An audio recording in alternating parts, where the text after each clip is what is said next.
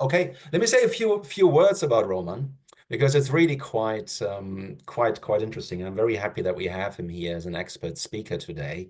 So Roman actually completed the MSc in Logistics and Supply Chain Management back in 2015. So this is 10 years ago now. And to me, it feels very close, like it just, that we just talked on the at Cranfield in the halls. But it's actually 10 years ago. So Like it's yesterday. it is does feel like yesterday. Yeah. So it's great to have you back here.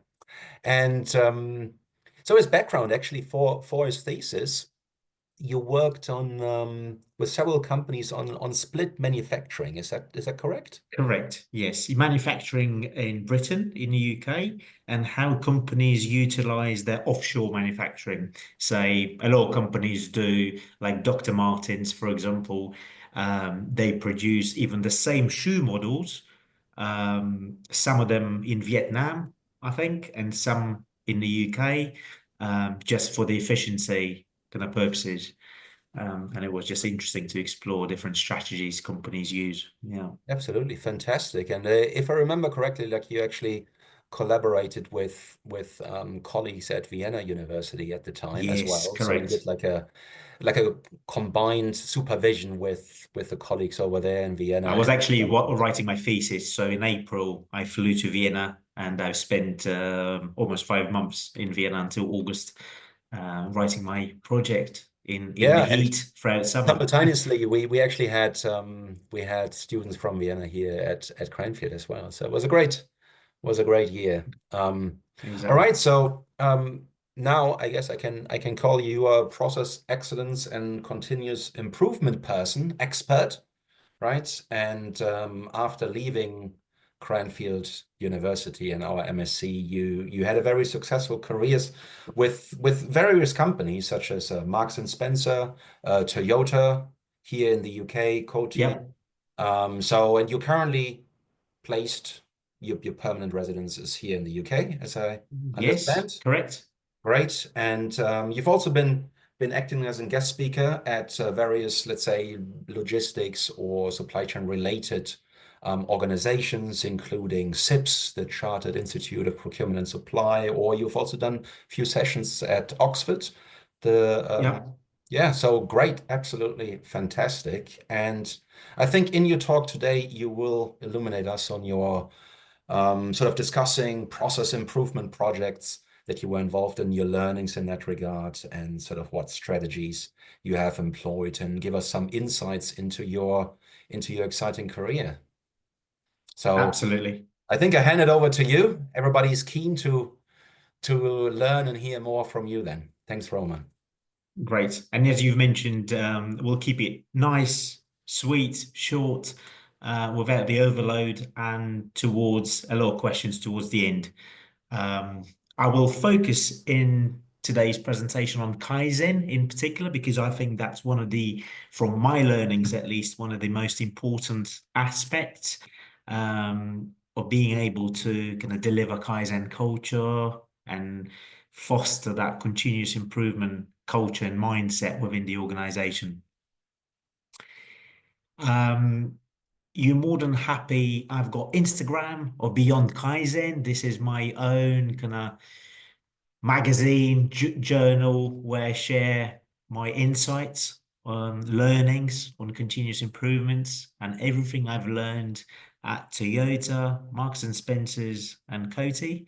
You're free to add me on LinkedIn, wherever you want to. Email I've got here as well, roman.safonovs@gmail.com. Happy to get your requests for wherever it may be, some of the questions, challenges you're facing in your career. Happy to support.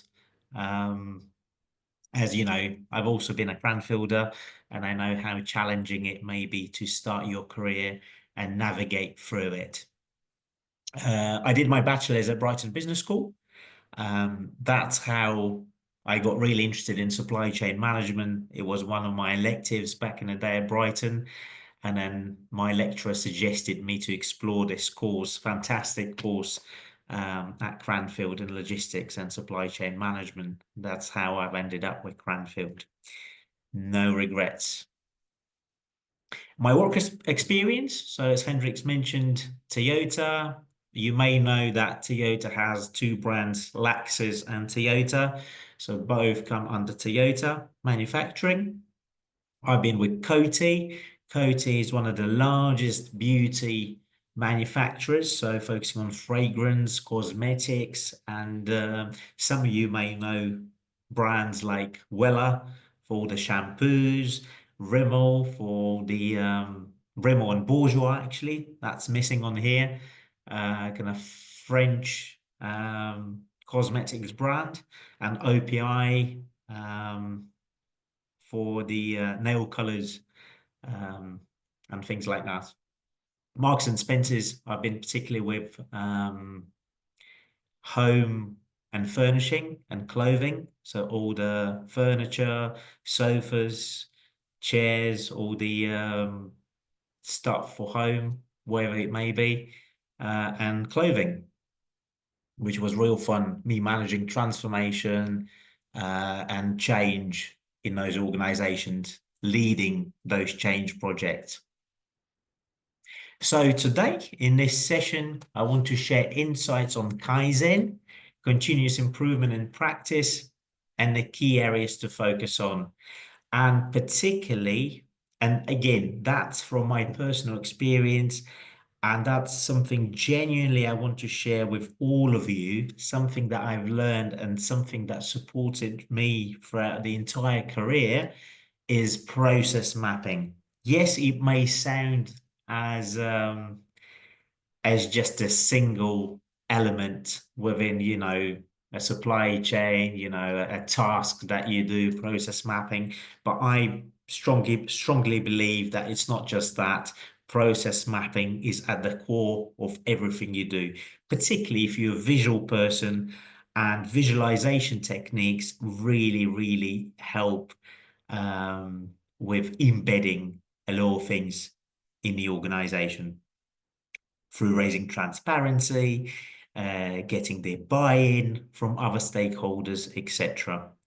And make sure that everything we talk through today, you relate this to your modules, assignments that you currently do, and consider some of the elements of it in your upcoming dissertations, and of course in your career going forwards.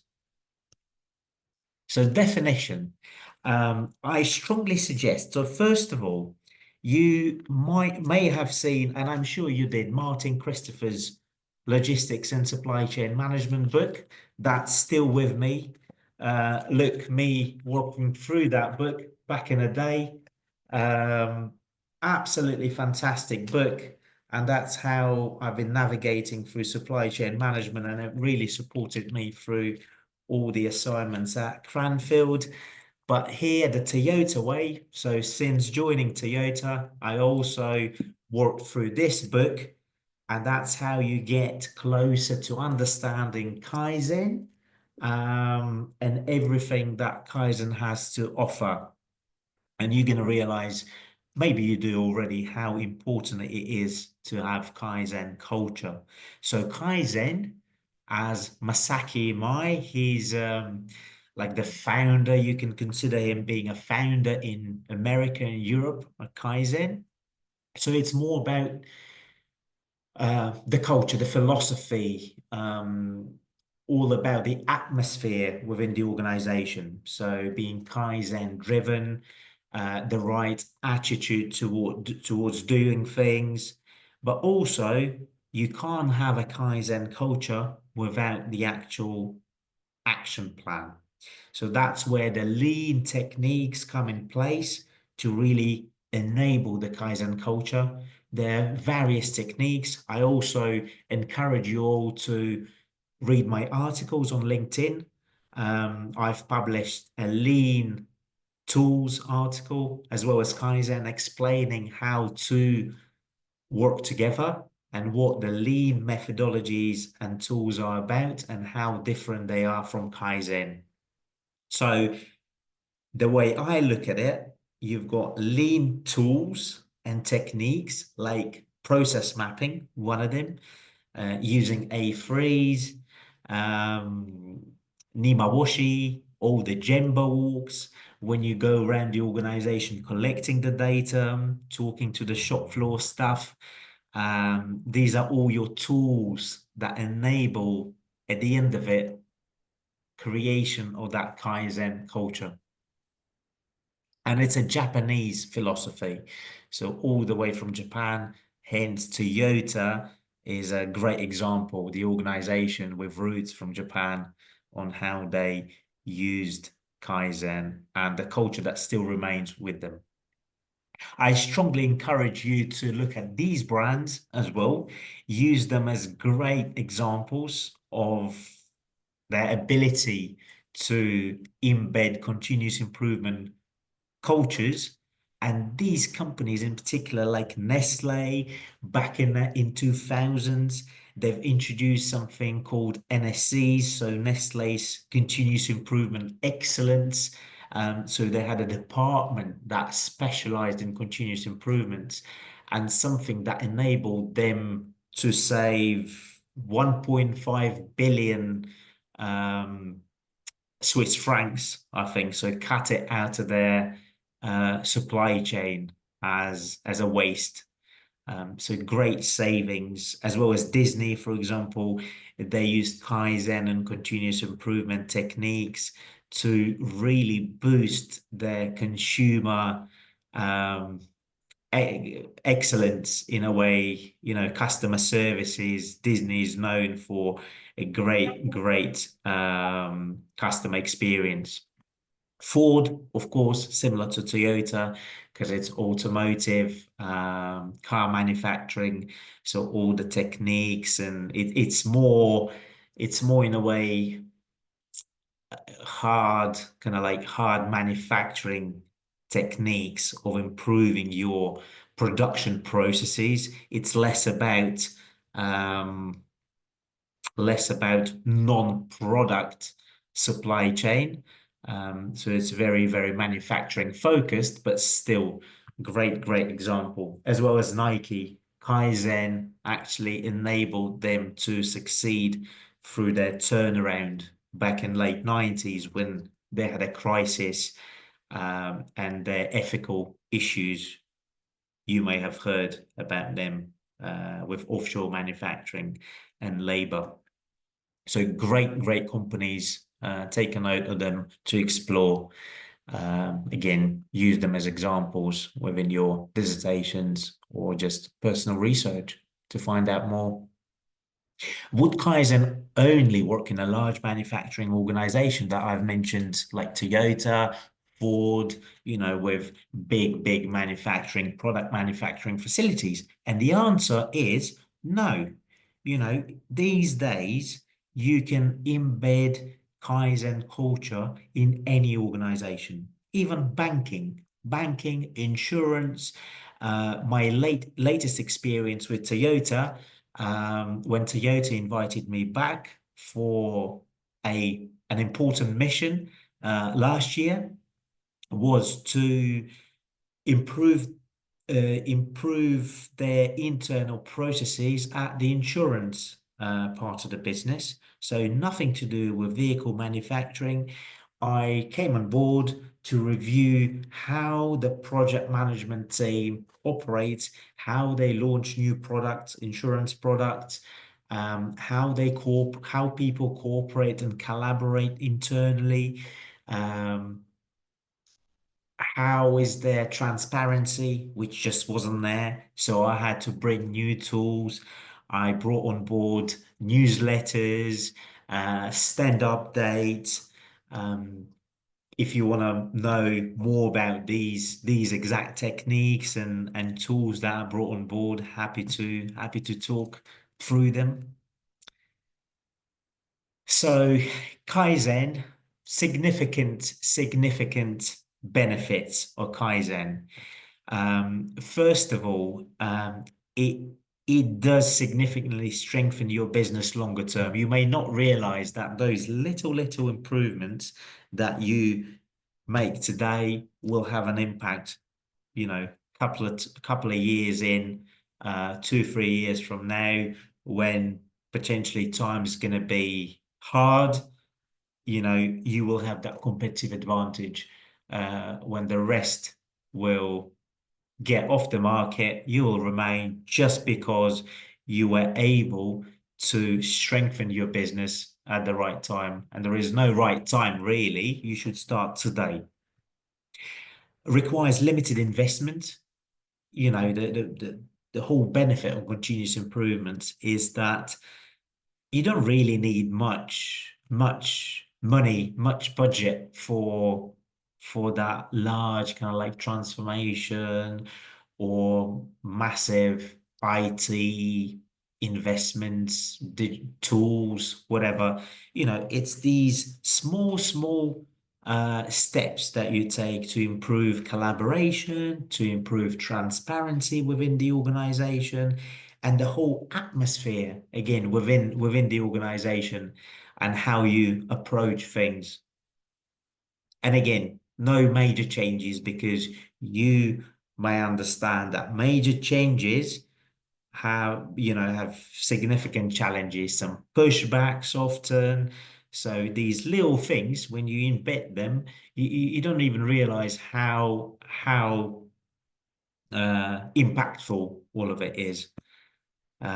So definitely suggest starting small and getting to that proper Kaizen environment. So what is it? Focusing on delivering innovation, chasing for new clients, pushing your team to do more, none of that. It's not, it's not something that um, requires a lot of your effort to start with. And that's one of the suggestions probably I would make and recommendations in your career, that it's always, to succeed, you don't often need to, be super proactive and just, rush through.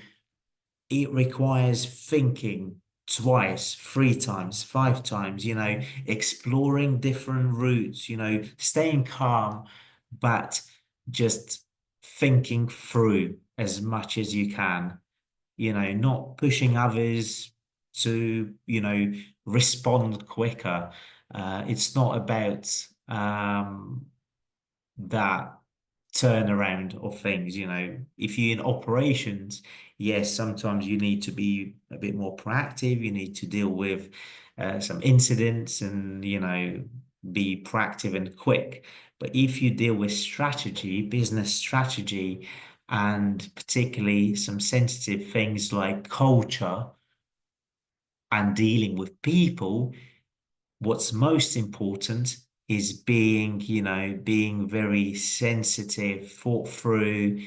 You need to understand your people, what people thinking, how people feel. Yeah, it's not about pushing others or pushing your team to do more or anything like that. It's about transformation of the mindset. So I would challenge yourselves throughout your career. It's more about why I'm doing this thing that I'm doing today. We have a certain task, and then we've been doing things year after year in a certain way. You sit down and you start talking to people, observing, reflecting, kind of thinking why we're doing things the way we do. Does our customer want us to do it the way we do things or not? Maybe actually there is a misalignment between what customer actually wants and needs and values and what we're actually offering and how we're doing things. So being customer centric and doing things from, putting ourselves in the shoes of a customer is very, very important. Hard work on its own will not lead to great results. And that's the pyramid pretty much I've invented. That's something that I was thinking through as well, because, and that's similar. It's kind of relatable to you guys as well. When you start your career journey, you've got a lot of energy. you want to achieve things, you crack on, you just do it. Yeah. And that's the very foundation. It's the requirement. You have to do it. Yeah. You have to be proactive. You have to do all you can to get there, to get out there.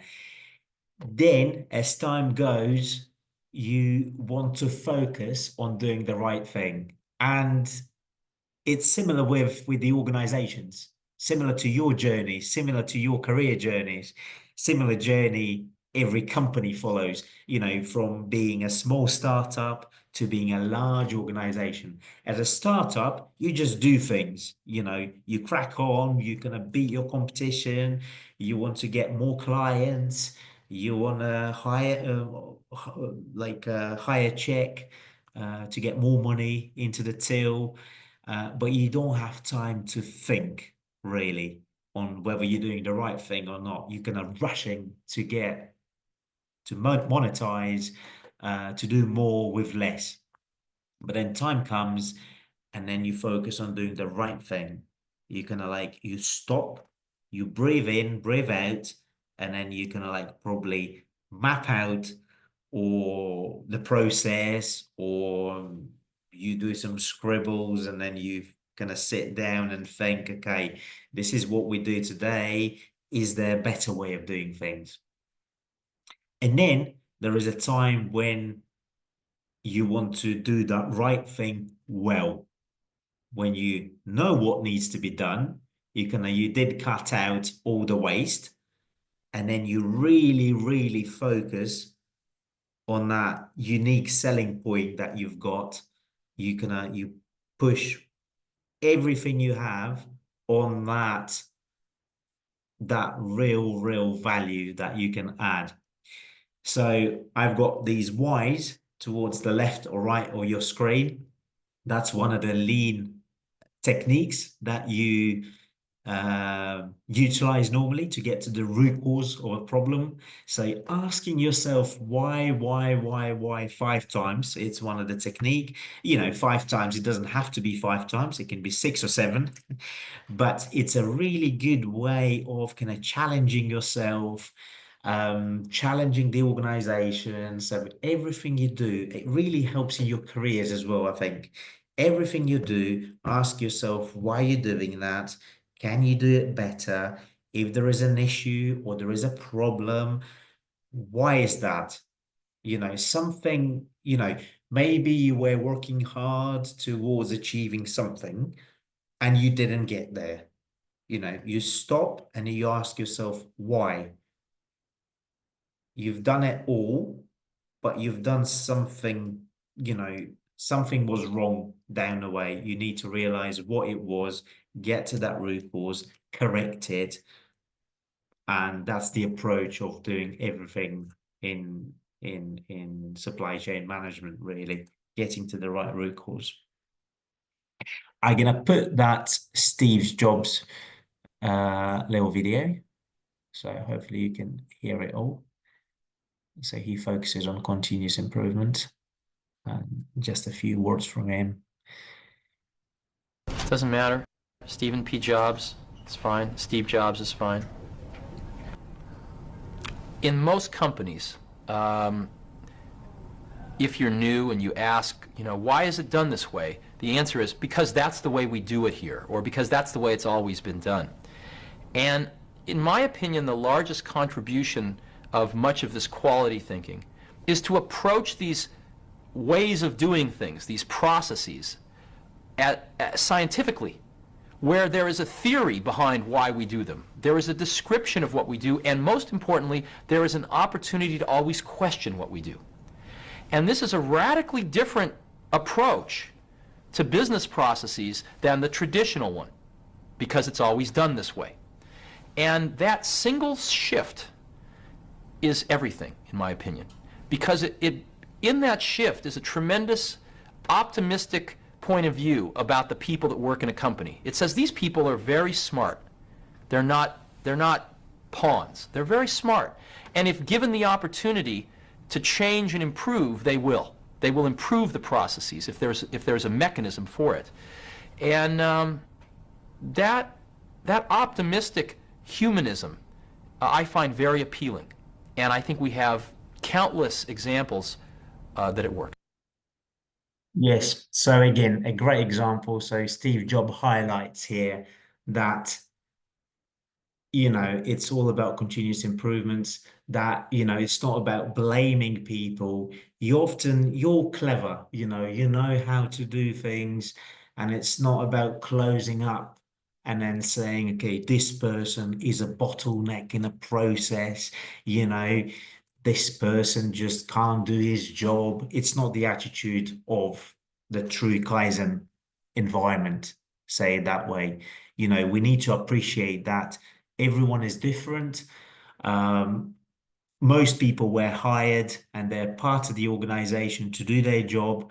And in most cases, 99.9% of the time, they can do their job fantastically well. It's about helping those people to do their job well through continuous improvement, because continuous improvement often allows people to do their job better as well.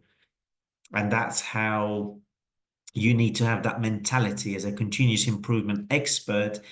When you do something with people, you manage change or transformation, that you there not to challenge people or, blame them for not doing their job well, but you work together to help everyone within the organization to do their job better by simplifying it, by caring about the people actually and saving their time to make it more fun for them to do their job. So this is the attitude.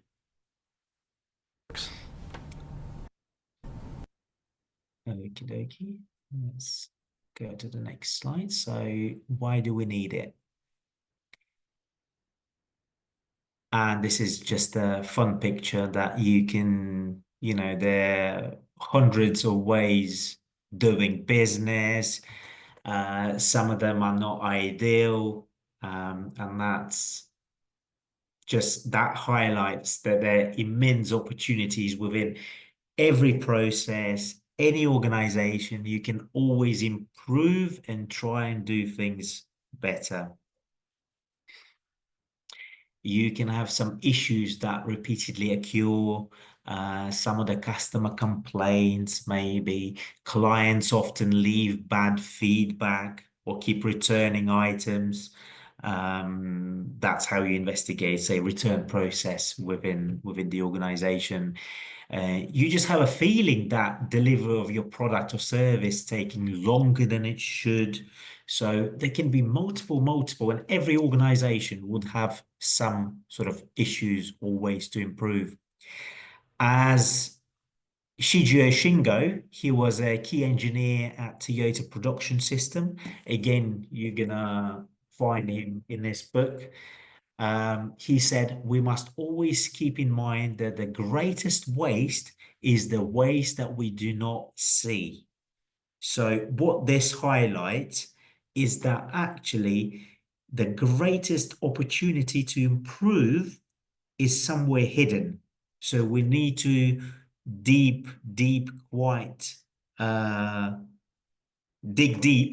to find that opportunity to improve, because it's not on the surface, it's not obvious in a lot of times, and you get to that understanding through root causing, through talking to people, and not just talking and having a chit chat, but actually talking to different people, get quite a diverse feedback of the process, building kind of deeper relationships with people. So actually people share with you more.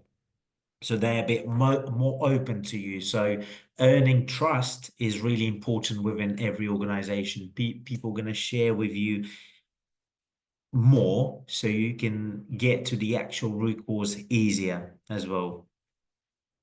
So digging deep is important to get to the real root cause, because from what I've seen, a lot of people and a lot of companies, they think it's a root cause. They start rolling out some continuous improvement project or transformation project that does not address the real problem. And they end up spending their resource on some sort of like plaster solution that not going to fix that problem longer term. You know, they do something today thinking it was the root cause, but actually it wasn't the root cause. Root cause was somewhere deeper than that, you know, because they didn't do enough planning and root causing. And just a reminder not to wait for catastrophes, and start identifying and eliminating waste and getting to the root causes now. So you fix those root causes as soon as possible, because if the organization, you know, leaves that issue, you know, you never know what may happen. It's a great risk if something's not functioning properly, and if it's something really, really important that can just break your business, you know, you better fix it sooner than later. And the whole benefit of continuous improvements, yeah, I want body like this, but you all know that it requires a consistent, you know, you need to go to the gym regularly, you know, pretty much every day, little by little, you're going to get there. Same thing with continuous improvement in business, you know, little by little, every day, you review the processes, you alter the processes, and you always look for better ways of doing things. And one day, you're not going to realize it's like, you know, imagine me for the last 10 years since leaving Cranfield. What can actually you achieve for 10 years? Imagine me doing things, you know, focusing on one particular thing day in, day out for 10 years. It's an immense, you know, you're going to end up in a fabulous place if you've got this in mind, and you've got the long-term strategy, you've got that ambition of improving. If you do it little by little, those little steps lead to a massive opportunity and massive transformation longer term. Marketing and competitiveness, strength and resilience. So we've spoken about that. So if you close your root causes, you come up with the right countermeasures, it really strengthens, you strengthen your business, you add to resilience of your business, subsequent competitive on the market, you become more sustainable longer term. And also, this adds to the marketing of the organization. You know, these days, if you are known for having a true Kaizen culture within the organization, if you are known for the for continuous improvement practices, that just forms a company with a great internal culture, company where people want to be, people want to work for your organization, people feel happier within your organization, so on and so forth. How to implement? So one and only solution in my eyes, and that's again something that I've learned over the years, is capturing current as is business process and always being done through business process mapping. So you continuously work with a process map. I don't know how many of you did a good process map, maybe throughout this degree at Cranfield, you had one of the modules that introduced you to process mapping. I remember we had a module that focused on process mapping. I'll show you an example from Toyota. So that's a process map that I built already two or 3 years ago at Toyota. So it involved 150 plus activities. And just in general, this is something that you want to focus on. I normally do swim lane diagram. So by department, horizontally, and then vertically, you can do the timeline. And that's how you build as is design then you work through the design, you talk to people, you investigate the process, you identify bottlenecks. It's just a fantastic, very creative process, something that I love focusing on because I'm quite visual. But I've realized it's a really, really, strong technique of improving any process within any organization. Um, there aren't that many people today that do the good process mapping within the organizations. I reckon that's because people just don't have time. Normally, you need to be allocated to this particular task. But I would suggest at the opportunity to explore how proper process mapping is being done. I've built a process mapping guide, which is on LinkedIn. You can go and read my article on step by step how I build a good process map. We're gonna talk with Hendrik as well. I may do a little face-to-face at Cranfield, and we can work through a case study and build a good process map together. Let's see. But in the meantime, you can read that article that I've built, leave your feedback, leave your comments, share it as much as you want. Will give you a good understanding on how to easily build a good process map. Yeah, I would really suggest you guys check out Roman's posts. I generally repost them as well. So if you linked to me, you would have seen some of the reposts, but also connect to Roman directly because it's some really useful or reflections on process improvement. So check it out. Yeah, thanks, Hendrik. And I tend to, my approach is, I would say I take this lazy approach in most of the cases, and in most of the cases, it's the right approach when you undertake kind of like continuous improvement initiative. So my guide is very simple in a way. So I cut out all the, in the literature you can find a lot of different ways how you can build a good process map. I've built it based on my experience, on what are the most useful techniques and what's the most important. So I focused only on the important things of building a process map. So Teiichi in 1988, he was also one of the theater production managers. So he said the first action to take on a road to improvement of any complex service operation is to create a macro value stream map for the entire system. So we're talking about the process map. And I totally agree with that. Anything you do, and I would also suggest, whatever the project is, I always start with the process map. That's just something personal I share with you, Cranfielders. Help me with every change, every transformation, whatever it is, a warehousing project. You've been asked to improve an order picking activity at a warehouse. I had a project like this back in the day.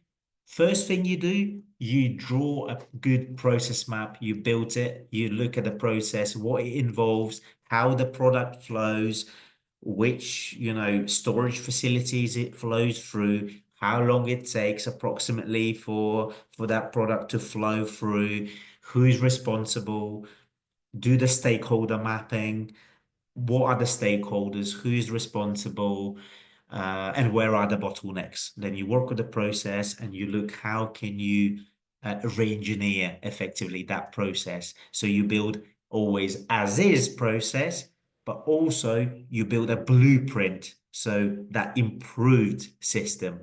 And then you look at ways how you can get from today onto today's process onto your ideal blueprint process by removing the bottlenecks. Penny Weller, so she's ex-performance manager at Pfizer. I actually messaged her a couple of years ago on LinkedIn, and we fully align that visual techniques are very, very strong. And she also mentioned that over 90% of the process improvements is done via process mapping. So you can see how strong that is. I will 5:35 to about 7. Let's see, I'll turn that on so you can hear that yourselves. Hopefully it loads well. Pagar menos, sabe melhor. A Glovo oferece todo o tipo de comida com promos diárias para que aproveites o teu sushi favorito e comida saudável com descontos incríveis. Ou 2 por 1 nos restaurantes favoritos da tua cidade. Descarrega a Glovo, pede comida, supermercados ou o que quiseres. Glovo, o que pedires em minutos. Os produtos com as melhores opiniões a preços que vai adorar. Começa a procurar na Amazon hoje mesmo. Interesting. Let's see. So 5:35. Thank you. Okay. Quer saber quanto vale o seu carro? De forma rápida e online, introduza alguns dados em Compramos o seu. Okay. Here we go. Subject matter experts, and we did what I call the 69-cent post-it note exercise. Over 90% of process improvement is done by process mapping. And all that means is identifying the steps in a process and looking to the value that they add. Are they important? If they are, who says? Have things changed? So we had our subject matter experts in a room, we put our post-it notes on the wall, and we said, let's go back and check with people and see if this is still important. We came back about a week later. Hard to believe. One of the biggest steps that we were doing, we thought we were doing for our customers, the businesses. When we asked the businesses what value they got from that, they all said the same thing. We thought you were doing it because you had to. I call that the company salute. Nobody knows. Everybody thinks it's done for the other person. We literally took one day out of the financial close. Now, if you were an accountant or a finance executive, you'd be real happy when I said that. It's a big deal. Okay, focus on the situation. Another thing I'd like to suggest is make it easy. As you're looking to continually improve, make it easy. And again, that highlights, you remember I mentioned that I take a lazy approach normally to doing things. And that's also kind of the right way, we believe, and she kind of focuses on making it easy because you don't want to overcomplicate things. Always focus on the right things. And you can't, in continuous improvement, change management, transformation, you just can't overcomplicate because people, it's normally above people's daily job to do to improve something. So if it's difficult or complex, people are just not going to do it. And again, it highlights how important process mapping is. She mentioned about Kaizen workshop, it's called. I did organize Kaizen workshops at Toyota in order to get to the process map that I've shared with you. You do those Kaizen workshops with key people in the room. You use sticky notes to start with to get to that raw process. Then you do multiple iterations, you draw it out, then you transfer it into Excel maybe, you play with it in Excel. Then I normally tend to do it in Visio, Microsoft Visio, and I kind of finalize the process in Visio. For people to do. So, key career learnings. Let's discuss. I'll stop here. I think it's really important, and I want to make it as much value add to yourselves, guys. So happy to hear any questions you may have on your current course, degree, any suggestions, general career suggestions, whatever you want to ask. Perfect. Well, let's first of all thank Roman for the session, for all these great examples. I think we got a good flavor of what you've been working on, what you've experienced at various companies, and I hope that we have some questions. I have some, so certainly a few things that I would like to know a Right. little bit more about. So I'm happy to kick things off, but if anyone has a burning question immediately, also happy to welcome one from the audience first. Don't be shy. I'm here with you now, just to support you guys. Whatever it is, ask any questions you want. Whatever it is, I mean, I'm happy to kick things off. Maybe that makes things easier. Do that, Hendrik. Yeah. So, I mean, because you experienced this sort of process improvement at different organizations, right? Yeah. So, I mean, what distinguishes then a company like, for example, Toyota, that has a long legacy, that almost started sort of this whole approach, right, of continuous improvement? What distinguishes them in terms of performance or in terms of just mindset of the people from, let's say, an organization that is new to it? I mean, what's the, like, from your sort of maybe personal experience there?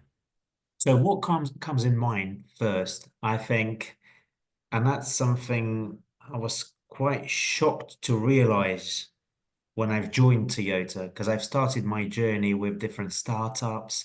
My initial kind of internship was in a very like operational environment. And you see how people tend to um, there is that want and hunger to kind of like improve and do things quicker, without really thinking much. So people just do for the sake of doing it. Yeah. Mm-hmm. And when you join an organization like Toyota, you really realize that it's a successful organization. They tend to take time for planning. They allow that time for planning. So I would say what distinguishes a successful organization is really planning properly, just thinking, and being able to stop, properly root cause. Like poka-yoke, there is a term in Toyota production system when the vehicle was manufactured at the production line, when the system realized that something isn't correct, or, there is a manufacturing defect, right away, the entire manufacturing plant stopped. So before the issue was fixed, no one continued to do anything. Guys, we just stop. That's it. Entire business shuts until the issue is fixed. When it's fixed, we carry on. So in a traditional way, you observe disregarding these bottlenecks and issues, people just carry on doing things. And it's normally, in a lot of cases, it doesn't lead you to great success longer term. So that's my observation, I think. Yeah, very good. Very good. I mean, um, any further questions from you guys over there? Because I have more. So. It just reminds you to really stop, to think, to root cause, Yeah. to look at the situation from different angles, and maybe not rush as much. And I guess from the Yeah. organizational support, you get a certain allowance, like you get some time to actually do so, whereas in other organizations, you're just swamped with, well, operational issues all day long. Exactly. That's another issue, say, with startups. And back in presentation, I had that pyramid where you've got a foundation, just do it, then do the right thing, and then do the right thing well. Also, there is a challenge, I understand, when it's a startup, you just don't have much time to really for strategic planning. Yeah, that's one of the challenges. But the time comes normally when you can allow yourself to stop, not rush, and think. And actually this strategy and approach doesn't just apply to organizations, but it also applies to your personal career journeys as well. Don't just, think that, you need to rush somewhere, you need to get that title, whatever. Just navigate, slowly and, surely. Think what you want to do, why you want to do it, where you want to be, explore things. I suppose also, I mean, alongside that, like you're talking about startups, and I would assume, let's say when you look at processes at startups versus, let's say, legacy, like long-standing manufacturers such as Toyota or Ford, and others that you've seen. I guess the question is, how much improvement can you actually implement? So question is like, where does improvement need to stop? You're looking at a process, right? If you have 100 processes that need improvement, right? When do you decide this is good enough? Let's move on to the next one. Because you can, you know what I mean? Like you could improve it to like the 99% perfect, or do you say, hey, 85% perfect is good. Let's move on to the next because we got so many issues to solve. I mean, is there like how do you navigate that? Like when do you stop? There is no cutoff. That's the whole terminology of continuous improvement. Of course, yeah. So you never stop. Very important to prioritize well, because once you say, my manager used to always tell me, "Oh, Roman, you opened another can of worms."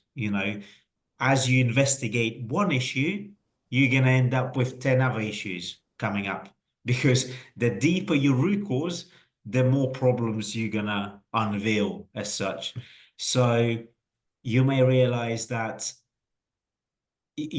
as you said, Hendrik, you can't do it all at once. You're just not going to have resource to fix it all. But the right prioritization techniques to work with a team, understand what things will add most value, you need to kind of prioritize them and work in that right priority order, which is also very important. So prioritization is key. Yeah, when you come to improvements. Yeah, that makes perfect sense. We do have a question in the chat. I don't know whether you can see it there from Wala. She's asking, No, let me could see. you give us an example from supply chain roles that you have where you applied Kaizen, some I guess some practical examples, companies where you did this? Okay, so one example would be the process map with new vehicle launch process. I don't know if you probably can't. Well, it's difficult with the background because it's only showing faces and you can't people. see it. Hold on a sec. I actually have. Let me. I will actually share. So I've got it. I've got it here. Hold on a sec. Let's move. Can you see the process now? Yes. Fantastic. So this is the end-to-end process. Toyota Great Britain new vehicle launch process flowchart. So I've investigated the new model launch process at Toyota UK. So that's 6 months before the vehicle lands or gets manufactured in a country. So that's the entire process that the head office needs to follow, with all the paperwork, with all the regulations, with all the bits and pieces that need to be sorted before the vehicle gets in the country. So I reviewed the process. I worked through the process with the team, with different stakeholders, with key parties kind of involved, identified bottlenecks, and we've managed to shorten the process by 2 weeks, just because simply I've realized that the paperwork that we were waiting from Europe was always available 2 weeks earlier, but the process was set in a way that the proceeds of the process didn't start in 2 weeks. So you could simply shorten the process by 2 weeks because everything was available there for you already. It was just a old way of doing things by waiting additional 2 weeks. So that's one of the continuous improvement projects that I've managed at Toyota. Fantastic. And maybe related to this, Leo asks, because we're looking at this beautiful process map, and so she's asking about which tools you're actually using. Sort of, I guess, Leo, you're thinking about sort of software tools for process mapping, like what are you using for? Yeah, as I've said, Visio is my favorite. I'm a big fan of Visio, but again, it never happens. I never start with Visio. I start with just some scribbles on some random papers, then get to Excel because it just allows it to get more digital in Excel. You can still play with boxes and easy way of drafting something, because the problem is that the number of iterations to the process you're going to have is, you're going to have 10, 20 iterations to the process. So once you get to almost final, then you transfer it in Visio. That's the way I do. And again, once you're going to go through through my guide, the little article that I've built, easy to read, and it kind of like suggests everything in there as well. I share my approach. Excellent. Yeah, I hope, Leo, I think this answers probably your question. It's available, I believe. Yes, use. it's free to use on LinkedIn, and please actually reshare with your course mates, with your colleagues, and let's make the use out of it, because I've shared my experience, and hopefully it just helps people, and it's a free resource for you guys to use. Very nice. There's another question from Joshua. He's asking how to bring momentum when taking initiatives to change a process, I suppose. So A really good question. How to kickstart things off, I'm assuming that's the really good question. I think one of the success factors is you being really enthusiastic and passionate about continuous improvement. And why, you would ask? Because it's easier to get people on board when they see that you are truly passionate about helping them, about improving the process, that you're not just doing it to kind of justify to the management that you are that great and you can, you're able to do things, but that you've got those genuine intentions to help people, to work together with them to improve the process. So that's a prerequisite, I would say, being interested genuinely yourself in what you do, in what you're doing, being clear with people that the reason you're investigating the process or you're trying to improve something isn't to judge the way they do things, because in most cases you joined the organization and people were doing these processes for years. You can come on board, you join the organization, but someone was doing that job for 20 odd years already before you joined, and you asking that person to improve things. So you have to be very, very careful and sensitive in the way you approach that, because people just, in some cases, if you're very pushy in a way, you can get that pushback, because they'll be like, oh, you just joined the business and you're already asking me to improve something. Wait, I know how to do those things better than you because I've been with the company for a long, long time.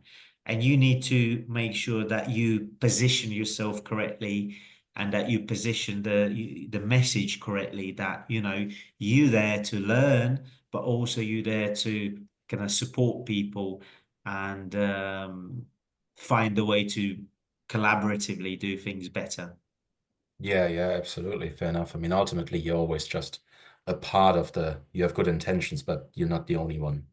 Exactly. Right. And that, I think that's the slight risk with you guys potentially. And that was a risk with me because you are kind of like super young, enthusiastic. You've got your degree, you it's fantastic, but you also need to be able to listen properly. You need to understand that, you know, as much as you want to be an expert, you're still learning. You need to learn from people. It's great that you've got your degree, say you've got your master's at Cranfield, but you have to be careful how you position yourself. It's a constant evolution, constant learning, and you kind of like never assume that you're better than anyone else within the organization, because this will avoid a lot of challenges by just Absolutely. And being, yeah. in order to identify, I guess, the process sort of improvement opportunities, I mean, learning from the people who have been involved in let's say, creating the current process for the last, whatever it may be, 5, 10, maybe 20 Yeah, years. There's a lot to gain from absolutely. them, right? Even though maybe there are certain things that should be done I different. would say never assume that you know better. Never assume.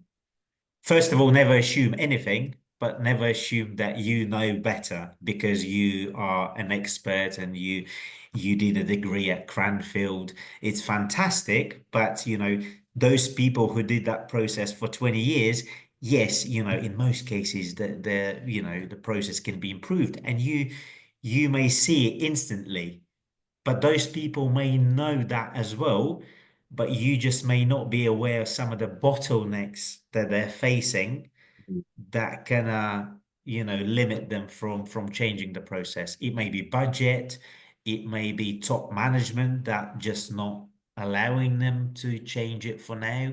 There may be multiple reasons to why they're not changing. Do not assume that they're not seeing it.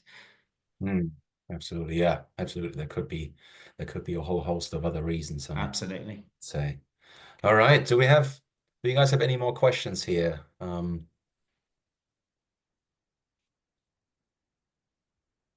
Joshua says, thank you. Yeah, it was a very, very good, elaborate answer, I think. Any other questions? Anyone else? Anything. It can be anything. From the audience. And if you're a little bit shy to ask anything now, you can always email me. Shirish has a question. Fantastic. Yeah. Just come off mute, yeah. And yes. Thank you for the insightful presentation, Roman. So I think you mentioned about the process map, and I can see Pleasure. that Yeah. in the screen right now. So what do you think about the value each of these activity can actually play a role when designing a product, for example, from 0 to, let's say, 100%? All these different activities, should that be creating kind of a value so that we can identify which particular activity is not creating any value, from let's say 9% to 10%, and then probably remove that. So my broadly my question is like, which how to identify which particular activity is not required, maybe required in the earlier settings but not today, and we can remove them. How to identify that? And yeah, that's more question. Great question again. And let me try and answer this in the right way. So you've got a process map. You've got all these different activities. Okay, you've built as is process. You've got 150 activities, for example. Now you get to the stage when you go through the process and you investigate. Is that activity a value-adding activity, or is it a non-value-adding activity?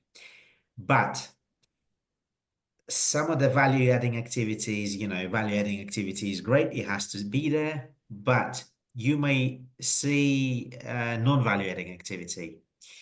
Non-value-adding activities then are split into two categories. Some of the processes, even though you think that customer doesn't care about this part of the process, some of the activities just have to be done. It's like, I don't know, process. Safety compliance activities. Yeah, compliance, something like that. It has to be done. But again, maybe back to your question, how do you know that in the first place? Most of it is through talking to people. You know, you go around the organization, so you've built your as is process, then you can actually present that process back to people. And that's how you identify. So you organize a Kaizen workshop, for example. You've got this map, you've organized Kaizen workshop, you get people together, you say, okay, guys, I've joined the organization or I've joined this project. This is my understanding of the end-to-end process. First of all, is my understanding correct or not? If they agree and you're already aligned on the process, then you can start asking questions. Okay, I can see this activity. Do we really need to do that? Or is there another way of doing this? And people will be, yes, actually, you know, that we could maybe avoid that process. And then you're going to start, okay, maybe we don't even need to do that. Then you talk to someone else and you ask, okay, is there another way of doing things? And then someone else may tell you from another department, oh, actually, if we do it this in a slightly different way, you know, we can do it, we can replace that activity with something else. And you just like, oh, good idea. And then you start validating that idea with other stakeholders involved. And you're going to ask them, okay, I've heard from that department that actually there is a better way of doing this. What's your feedback? Is this gonna cause any issues if we're gonna swap that process and replace it with something else? And they'll be like, oh, let's test it and see. They've looked at it, they've spoken to other stakeholders, and they can't see any kind of challenges or bottlenecks of doing it. And they say, okay, let's swap it. And you swap it. And so you get kind of like approval from all the stakeholders involved. And that's a continuous improvement. You talk to people. So communication, collaboration is key to continuous improvement.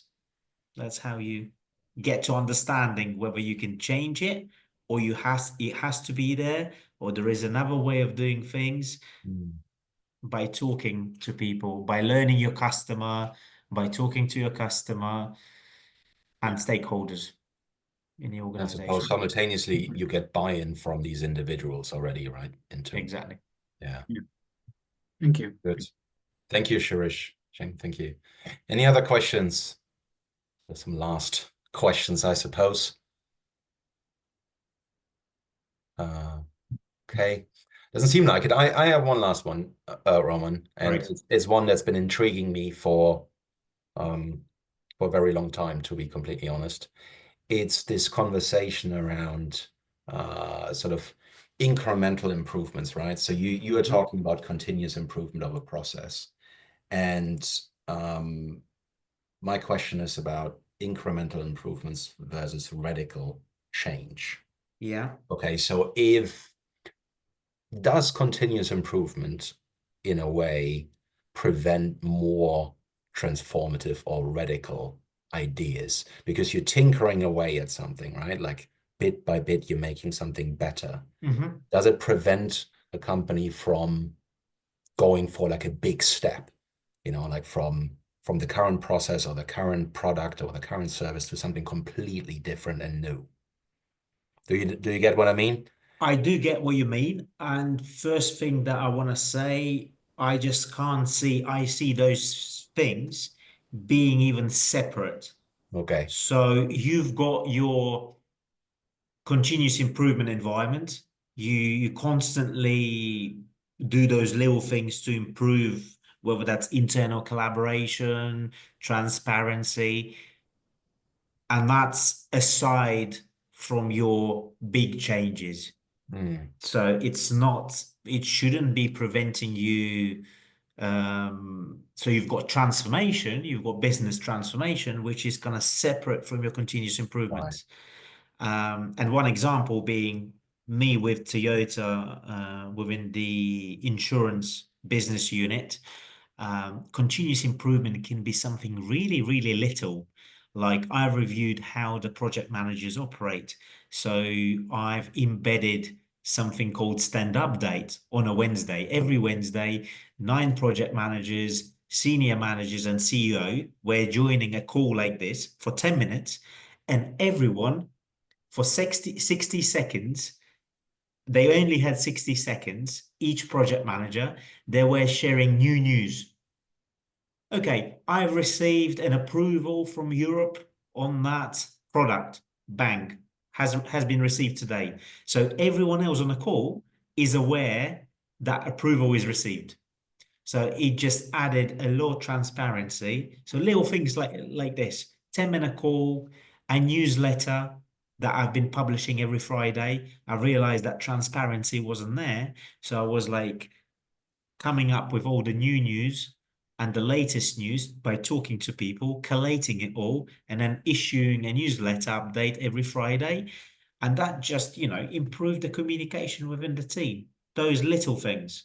And it's nothing to do with, as you've said, Hendrik, a big transformation, maybe a rollout of a new digital system or a stock management system, which can be considered as a big transformation, requiring a massive budget or something. Absolutely. Okay. I mean, that's great. So I've handled well. You do both simultaneously, Yeah. ultimately, and you have to, Yeah. I think. So Yeah. Exactly. great. No, thank you very much. I mean, it's an ongoing discussion also in the academic community, as you may know, of course. So it's a lot of And what's good about continuous improvements is really that you shouldn't be just a continuous improvement manager to do those improvements. Everyone within the organization is involved in those continuous improvements. I mean, even if you're a chef at a restaurant, you can still improve how you handle, your olive oil with whatever. There is a quicker way maybe of, doing or frying something. You can always, in your daily routine, improve how you do things. Absolutely. Yeah, great. Thank you very much, Roman. I believe we have handled all the questions, and thank you to the audience, of course.